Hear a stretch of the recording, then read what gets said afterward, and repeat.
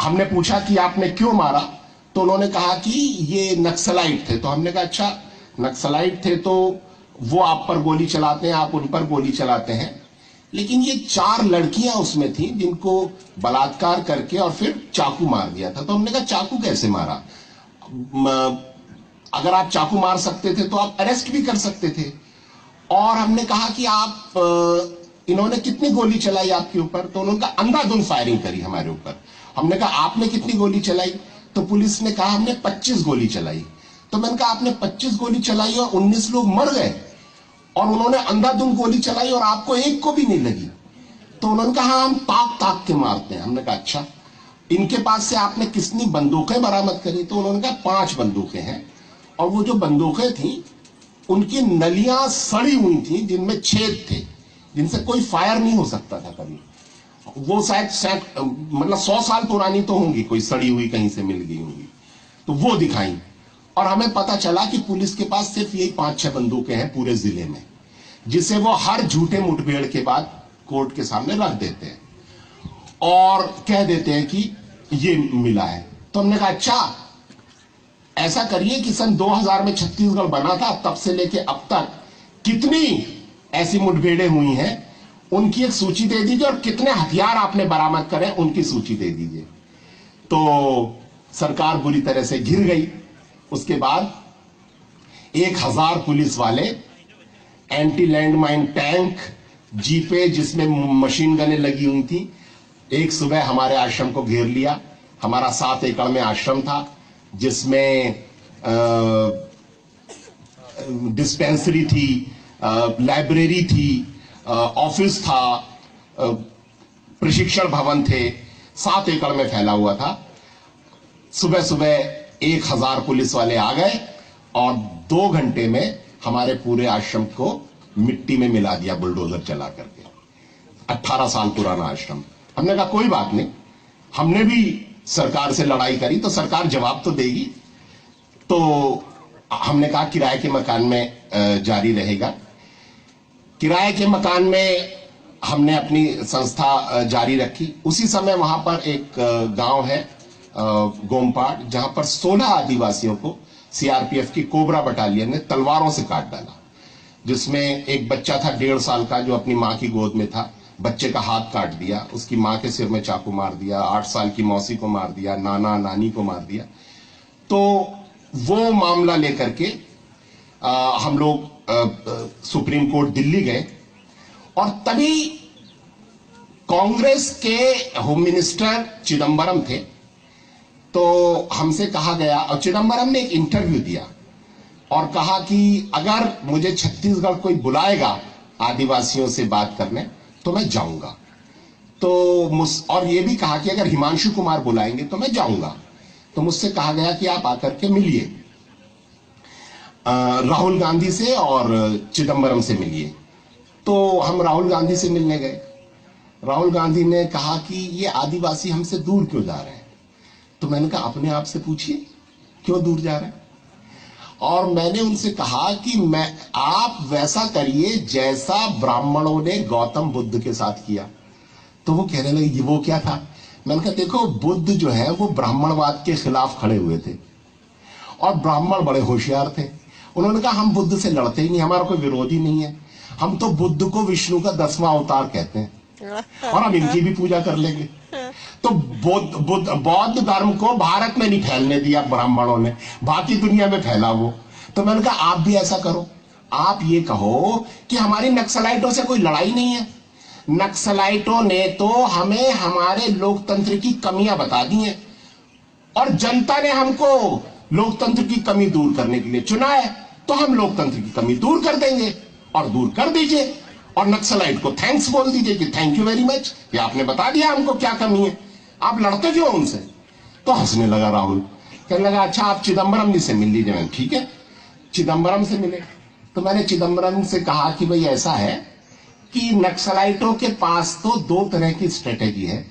उनके एक कंधे पर झोला होता है, और झोले में माओ और मार्क्स की किताबें होती हैं, और दूसरे कंधे पे बंदूक होती है। जब शांति काल होता है तो नक्सलाइट किताबें निकाल के जनता को पढ़ाते हैं माओवाद, मार्क्सवाद, और जब सामने शत्रु आ जाता है तो बंदूक उतार के लड़ने लगते हैं। लेकिन सरकार के पास सिर्फ बंदूक है। सरकार बातचीत तो करती नहीं है जनता के साथ। तो हम आपको मौका देते हैं, आप आइए और आदिवासियों से बात करिए और उन्हें बताइए कि आप आदिवासियों की रक्षा कैसे करेंगे। तो चिदंबरम का ठीक है, और मैंने चिदंबरम को एक सीडी दी। उस सीडी में कुछ घटनाओं का विवरण था।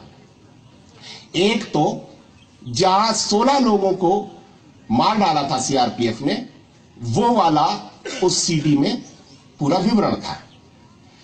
तो जैसे ही मैं देकर आया, अच्छा, मैंने चिदंबरम से पूछा कि आपको छत्तीसगढ़ का मुख्यमंत्री आने देगा? तो चिदंबरम ने कहा, भारत के गृह मंत्री को कौन रोक सकता है, ठीक है आइए। तो चिदंबरम ने वो सीडी, मतलब चिदंबरम कांग्रेस का, मैं तो ये मानता हूं कि कांग्रेस और बीजेपी दोनों बिल्कुल सगे भाई बहन हैं। जहां तक कॉरपोरेट और कंपनियों का मामला है, दोनों को शायद चंदा वही लोग, एक ही लोग देते हैं, दोनों उनके हितों के लिए काम करते हैं। तो चिदंबरम में होम मिनिस्टर कांग्रेस का, छत्तीसगढ़ में सरकार बीजेपी की, और वो सीडी जो मैं चिदंबरम को देकर आया वो उसने मुख्यमंत्री को दे दी, और उसको पता चल गया कि मैं किन किन लोगों को चिदंबरम के सामने लाऊंगा। चिदंबरम ने कहा कि मैं आऊंगा, आप एक जन सुनवाई रख लीजिए। 7 जनवरी 2010 को जन सुनवाई निश्चित हुई, और मैंने वो सीडी दे दी चिदंबरम को। चिदंबरम ने वो CD they the home minister को, चीफ मिनिस्टर को।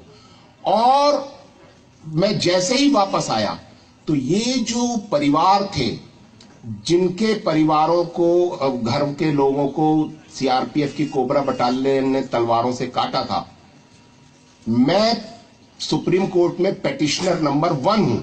मेरे साथ 12 और आदिवासी थे को पेटिशनर।